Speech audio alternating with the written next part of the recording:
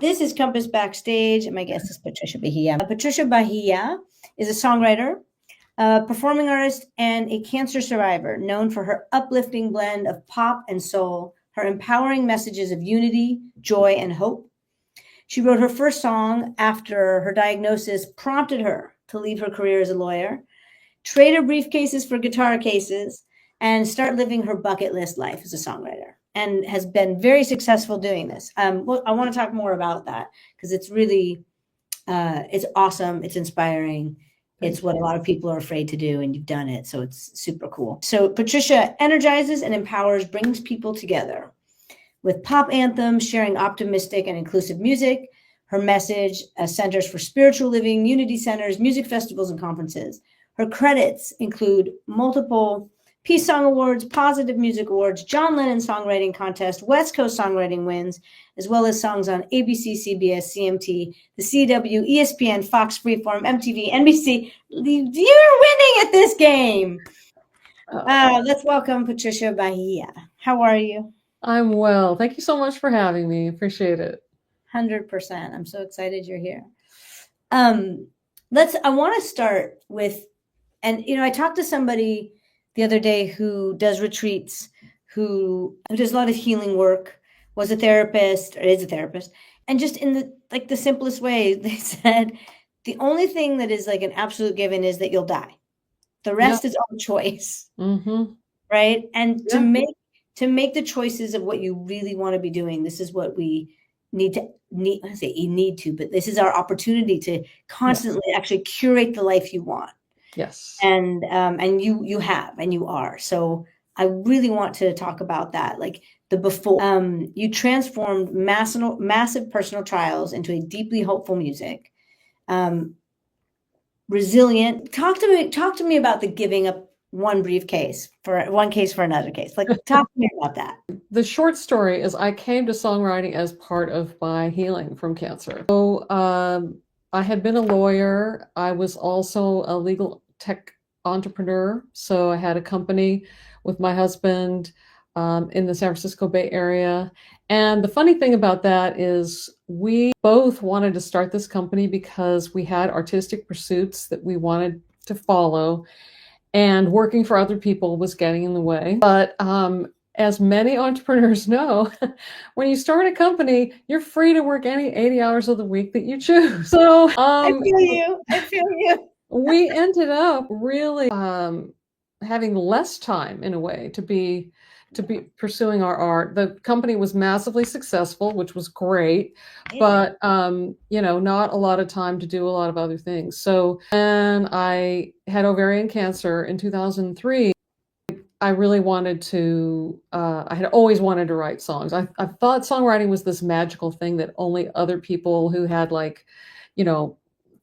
music degrees and knew all about theory and could orchestrate and all. I don't know why I got all these ideas, but anyway, it wasn't something I thought I could do. And the catalyst for just even trying it was the cancer, because I just realized, why not? Like, and if not now, then when? And so I just started taking baby steps. I luckily had a very good friend who was a great piano player. And he said, look, you've got a voice, you've got something to say. Why don't you just come over and sing whatever song you have in your head, sing it a cappella, and I'll play the chords until you hear the chord that you've got in your head. And so that's how I first started writing, was because I had been a jazz singer for years. I'd been a gospel. I started writing. Pardon? That's how I started writing with someone else, like them playing stuff. I like that chord, that one there. I like that one. Right. And then, as time went on, I got educated. I actually got a master's in music. Why not?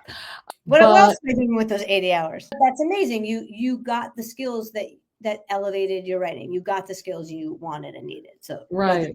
But I really feel like, particularly with ovarian cancer, I mean, there are all these theories, but one theory of dis-ease is that, and particularly with something that's linked to the creative aspect of our humanity, Yeah. the ovaries, Womb. that's where the eggs are, right?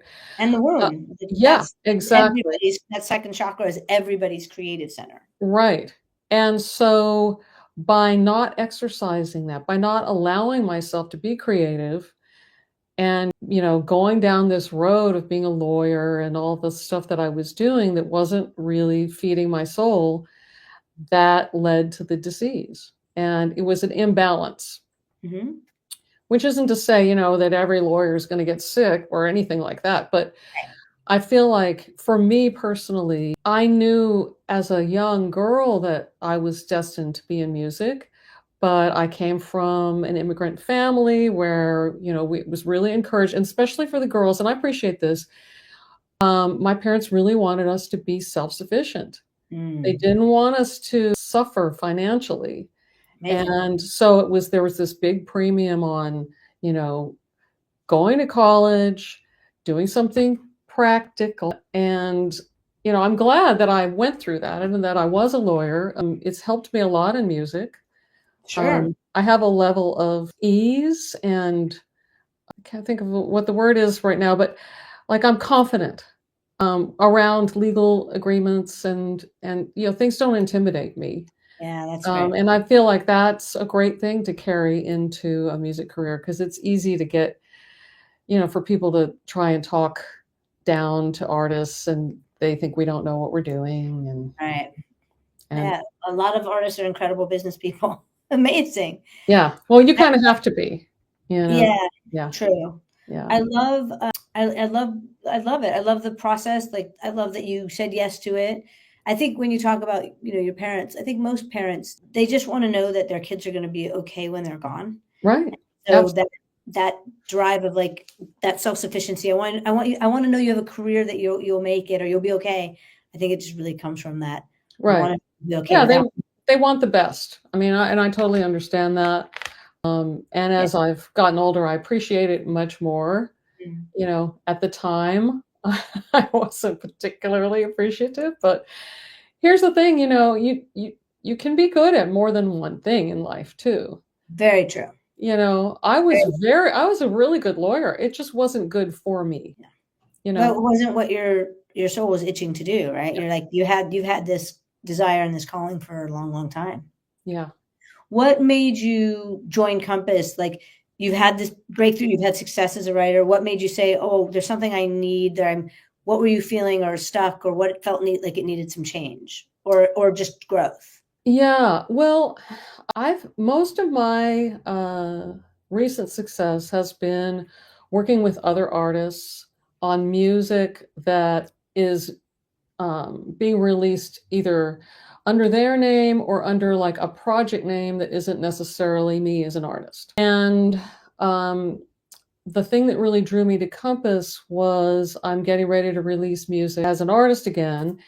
And I really wanted to get a framework to focus on my artistry and getting the songs that I've written for me and that message, getting those out into the world. And I find as even though I was a lawyer, I'm still a people pleaser.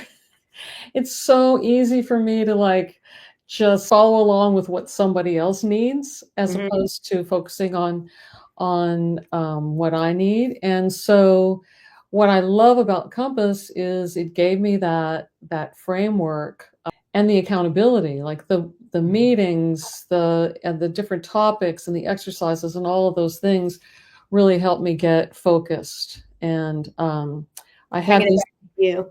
I have these, I don't know if you're familiar with the white stone ceremony, but at the beginning of the year, a lot of times there's an intention setting thing that happens in Centers for Spiritual Living. And here, I don't know if this can be backwards, but Yeah, clarity clarity. and vision. And, that's what I set out like as my sort of guiding principles for this year. And Compass has been a huge part of helping me Ah, clarify. Yeah. makes me very happy.